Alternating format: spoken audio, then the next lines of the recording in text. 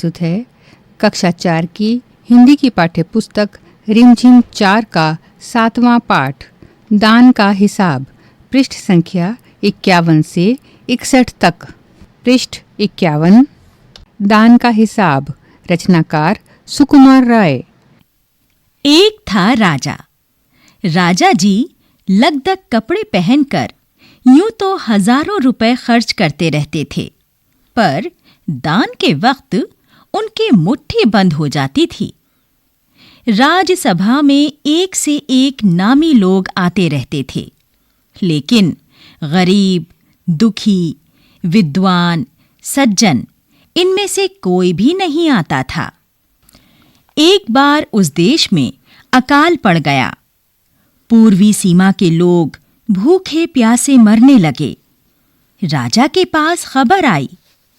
वे बोले, यह तो भगवान की मार है, इसमें मेरा कोई हाथ नहीं है। लोगों ने कहा, महाराज, राज भंडार से हमारी सहायता करने की कृपा करें, जिससे हम लोग दूसरे देशों से अनाज खरीदकर अपनी जान बचा सकें। राजा ने कहा, आज तुम लोग अकाल से पीड़ित हो, कल पता चलेगा कहीं भूकंप आया है, परसों सुनूंगा कहीं के लोग बड़े गरीब हैं, 2 वक्त की रोटी नहीं जुटती। इस तरह सभी की सहायता करते करते जब राज भंडार खत्म हो जाएगा, तब खुद मैं ही दिवालिया हो जाऊंगा। यह सुनकर सभी निराश होकर लौट गए। पृष्ठ 52। इधर अकाल का प्रकोप फैलता ही जा रहा था। न जाने रोज कितने ही लोग भूख से मरने लगे। लोग फिर राजा के पास पहुंचे। उन्होंने राजसभा में गुहार लगाई। दुहाई महाराज, आपसे ज्यादा कुछ नहीं चाहते, सिर्फ 10,000 रुपए हमें दे दें तो हम आधा पेट खाकर भी जिंदा रह जाएंगे। राजा ने कहा, 10,000 रुपए भी क्या तुम्हें बहुत कम लग रहे हैं? और उतने कष्ट से जीवित रहकर लाभ ही क्या है? एक व्यक्ति ने कहा, भगवान की कृपा से लाखों रुपए राजकोष में मौजूद हैं, जैसे धन का सागर हो। उसमें से एक आध लोटा ले लेने से महाराज का क्या नुकसान हो जाएगा? पृष्ठ 53। राजा ने कहा, राजकोष में अधिक धन है तो क्या उसे दोनों हाथों से लुटा दूं? एक अन्य व्यक्ति ने कहा, महल में प्रतिदिन हजारों रुपए इन सुगंधित वस्त्रों, मनोरंजन और महल की सजावट में खर्च होते हैं।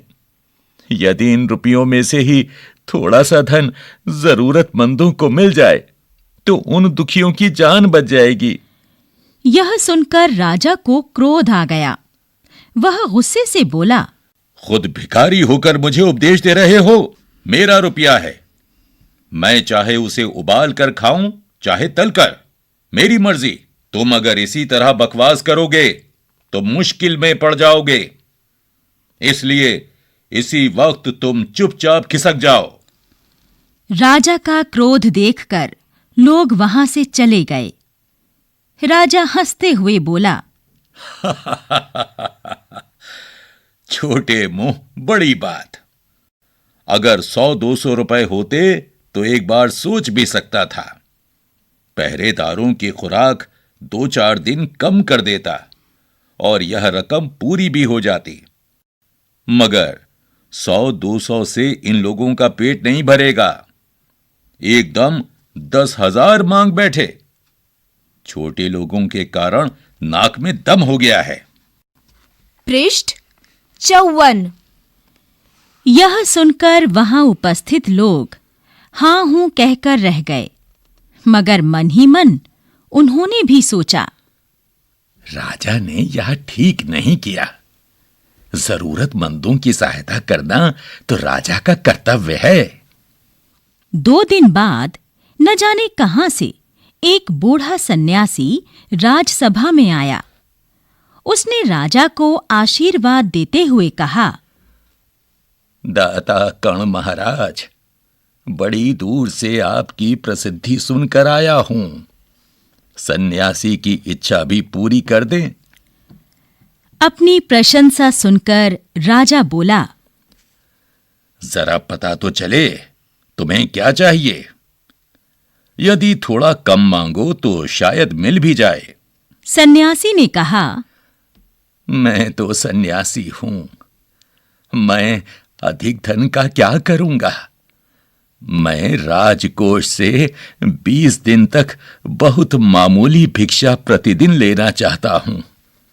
मेरा भिक्षा लेने का नियम इस प्रकार है, मैं पहले दिन जो लेता हूं, दूसरे दिन उसका दुगुना, फिर तीसरे दिन उसका दुगुना, फिर चौथे दिन तीसरे दिन का दुगना। इसी तरह से प्रतिदिन दुगना लेता जाता हूं। भिक्षा लेने का मेरा यही तरीका है। राजा बोला, तरीका तो समझ गया, मगर पहले दिन कितना लेंगे, यही असली बात है।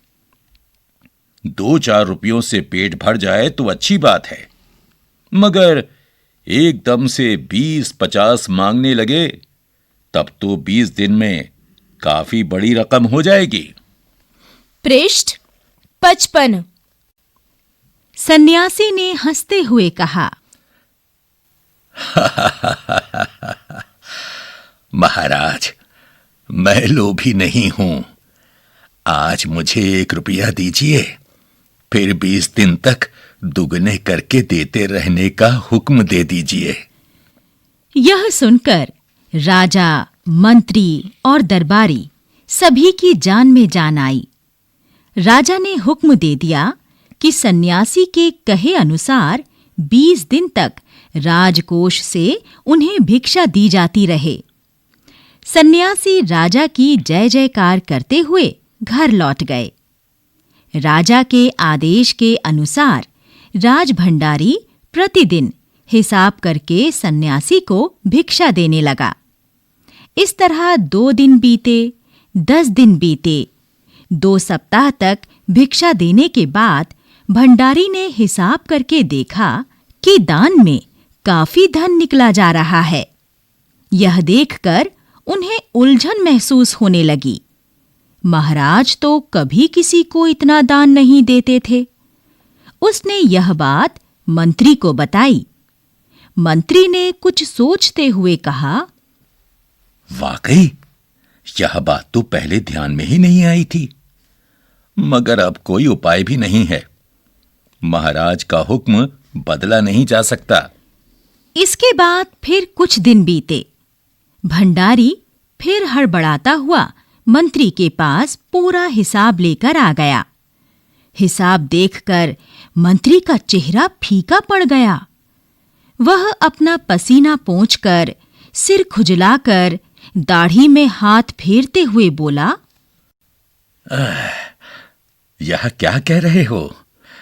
अभी से इतना धन चला गया है, तो फिर 20 दिनों के अंत में कितने रुपए होंगे? भंडारी बोला, जी, पूरा हिसाब तो नहीं किया है।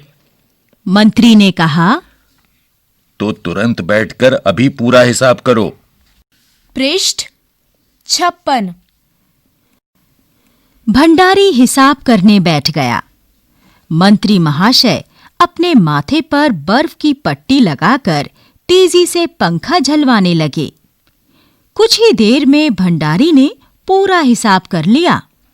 मंत्री ने पूछा, कुल मिलाकर कितना हुआ? भंडारी ने हाथ जोड़कर कहा, जी, 10,48,575 रुपए। मंत्री गुस्से में बोला, मजाक कर रहे हो? यदि सन्यासी को इतने रुपए दे दिए तब तो राजकोष खाली हो जाएगा। भंडारी ने कहा, मजाक क्यों करूंगा, आप ही हिसाब देख लीजिए। यह कहकर उसने हिसाब का कागज मंत्री जी को दे दिया। हिसाब देखकर मंत्री जी को चक्कर आ गया। सभी उन्हें संभालकर बड़ी मुश्किलों से राजा के पास ले गए।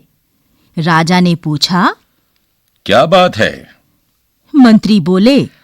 महाराज, राजकोष खाली होने जा रहा है। राजा ने पूछा।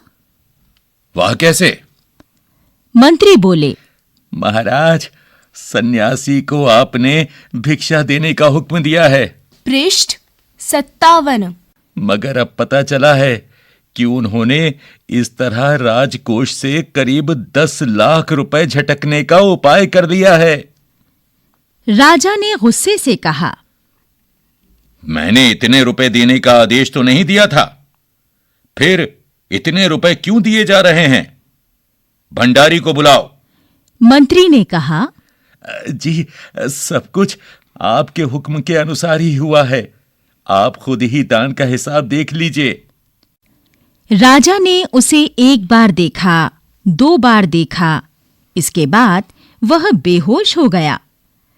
काफी कोशिशों के बाद उनके होश में आ जाने पर लोग सन्यासी को बुलाने दौड़े।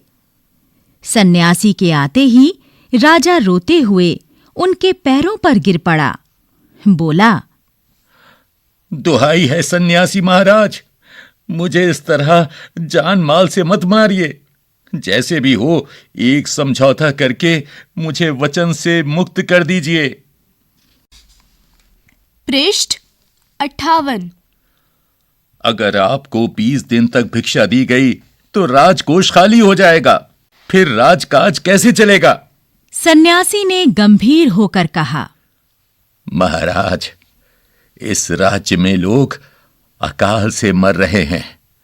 मुझे उनके लिए केवल 50,000 रुपए चाहिए। वह रुपया मिलते ही मैं समझूंगा मुझे मेरी पूरी भिक्षा मिल गई है। राजा ने कहा। परंतु उस दिन एक आदमी ने मुझसे कहा था कि लोगों के लिए 10,000 रुपए ही बहुत होंगे। सन्यासी ने कहा।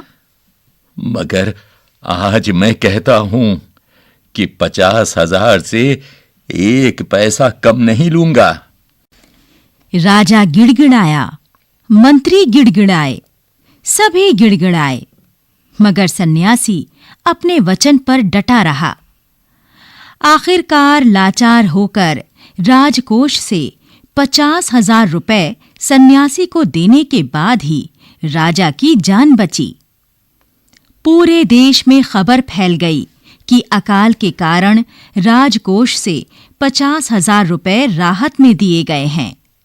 सभी ने कहा, हमारे महाराज कर्ण जैसे ही दानी हैं। हमारे महाराज कर्ण जैसे ही दानी हैं।